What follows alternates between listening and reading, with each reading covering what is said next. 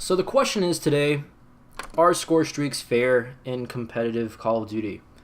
And this question comes from the tweet that I found on Twitter, obviously, from Jordan Kaplan, or JKAP, as anyone in the COD community should know. Quote, late night thought that I want to put out there before I forget, if we want CTF to become competitive this year, streaks should be disabled in it. Right now, first person to get streaks basically wins his team the game, end quote. And he adds right after that, which I want to add, quote, quite a few people are saying they dislike streaks altogether. I agree 100% and would love no streaks at all in competitive, but in CTF specifically, streaks are horrible for the gameplay, end quote. Now the question is, are streaks fair?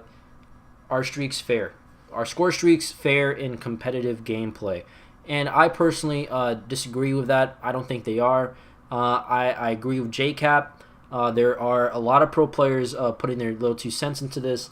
Parasite, for one, is disagreeing with JKAP. People like Enable and Attach are agreeing with JKAP. People like Aches are saying it doesn't really matter for them, like it's okay. I think that's what Aches says, right? Well, Aches is saying, like, if you just up this, then it might balance out the score streaks. So sort of like that. It's like, it could work, but at its point, it's really not working. That's kind of what he's saying. And so I wanted to get anyone that's watching this video kind of interested in the topic. Maybe you guys can go to that thread and talk about it.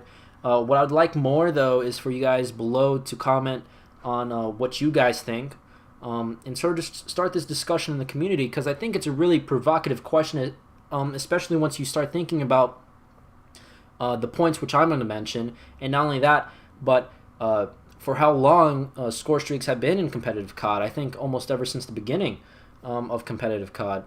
It's a really provocative question, and my points that I want to bring up that kind of make it even more interesting is that, which are my points in agreeing with JKAP that score streaks are bad, which are that the main objective, or the game type that you're playing, whatever, that main objective becomes secondary once you start thinking about score streaks.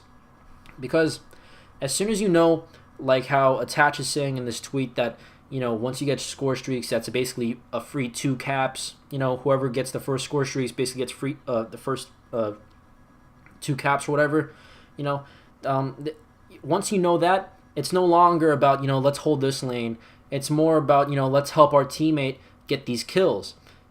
Which then brings it to my next point, which is that it causes an unfair advantage, because then whoever gets that score streak is basically already, if they got 3 or 4 or 5 kills, they're now adding on to that with score streaks. So you're already adding to this team that's already outslaying the other team, which is 5 kills, let's just say, right? At least to get to like a fighter pilot, I think. I think a fighter pilot is really 4 kills. But let's just say that, right? The one team is already outslaying the other team, and then this team isn't even given a chance to come back or to do anything about that, because now that person has score streaks, and it's going to stop them from doing anything objective based, from keeping the other team from capping their flag. And I don't think that's fair, especially in a competitive esports game. I think a person should always have a chance to come back. I think that once you make it about kills and stuff like that, the game becomes not only boring, it becomes sort of predictable. That's what makes it boring, which is that it's just predictable. Once you see that someone else is just outslaying the other team, you kind of already know who's going to win at that point, unless that team doesn't use the streaks right and just starts getting demolished by the other team. But then again, it just makes it overall about killing and kills, and not too much about a tactical advantage. And that's kind of my problem with it. So those are my 2 problems. The main objective, such as going protecting a bomb in S&D, or holding down a hard point and playing for spawns, and in hard point, obviously, or CTF and holding down lanes and playing spawns and timing and all these things.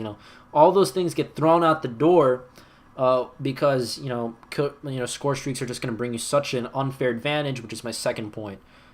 So that's kind of just what I really wanted to talk about. That's all I wanted to really say. Hopefully you guys enjoyed the video. I hope you guys comment below, really put your 2 cents into it.